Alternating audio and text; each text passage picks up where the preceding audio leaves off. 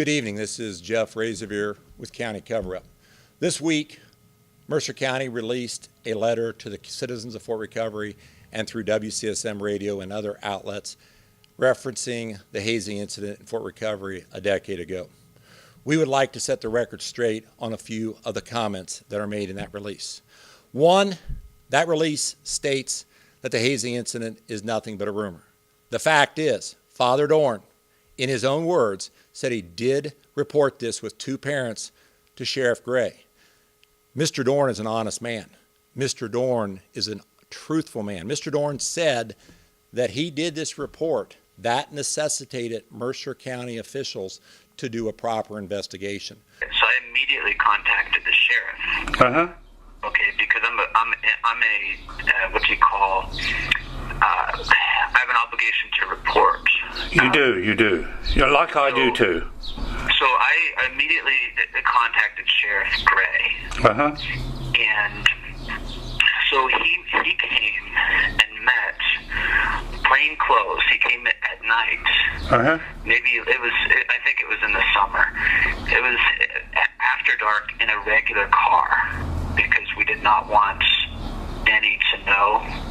You know what I mean? Yeah, right. So he came plain clothes in a regular car after dark and met at the rectory with the two persons, two different adults from two. They were not married. It was two different. It was a man and a woman. We have requested documents from Mercer County. There are no documents. In addition, they say there's no victims. We at County Coverup have the name of victims. We can tell you what was done to these victims. These victims are afraid to come forward. They're afraid of the officials in the county, and they're very afraid of retribution. And so when he was going into his freshman year, so this is when they hazed them, right? Yeah. And so what I had heard was that they were going to, quote unquote, get him good because he was going to be a star. Okay. And they did. And this is what I had heard. So they purposely got him really bad because I guess that was their thinking. If the guy, I guess they need to humble him or whatever. Yeah. If subpoenaed by the proper authorities, these victims will speak. There was an incident that did occur after 2008. By Jeff Gray not doing this job properly, it created a trail of abuse of our youth in Mercer County. What this is, the tragedy, even if it cannot be prosecuted what was done to these men 10 years ago, even if they want to put it behind them, we need to end the tradition of the spirit stick now and forever in Mercer County.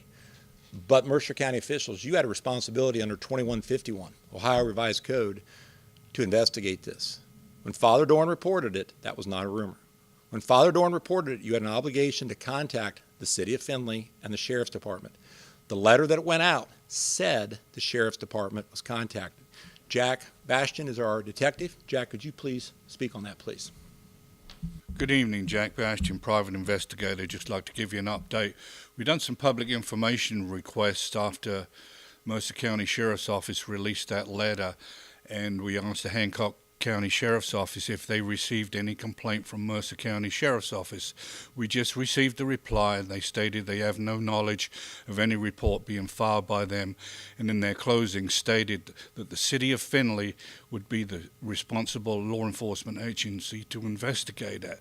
I had been in contact with Lieutenant Ring, who's the Chief of the Detectives of the Findlay Police Department, and he stated they have no knowledge of it too. Thank you. Jack, thank you. Again, our investigation shows there is no report that was obligated by law to the jurisdiction. In addition, we do have affidavits, we do have testimony from citizens who are willing to speak on this. They're afraid to speak with what happened 10 years ago. One of the families that reported this had their dog's throat slit as a warning for what would happen, the retribution for telling the truth, for seeking justice.